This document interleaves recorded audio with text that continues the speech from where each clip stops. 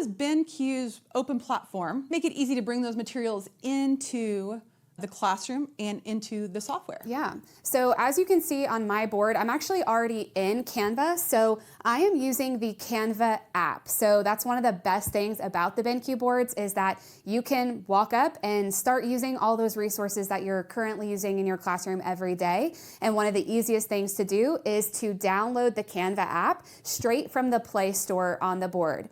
Once you download the Canva app, I can tap on the Canva app and then it's going to open to either the last file that I had open or it will open my entire home screen. So those of you that use Canva all the time, you can see on my screen that it looks exactly the way it does when you're using the web browser on your computer or the app when you're using a tablet or an iPad. So I'm able to navigate all of the same things in my design. I can add my elements. I can manipulate my pages of this presentation. I also have the present mode and the share mode, so I can interact with all of my designs directly through the Canva app without having to worry about downloading something or pulling something in or being able to send it from my computer and then project it here. It all lives right here within the board itself.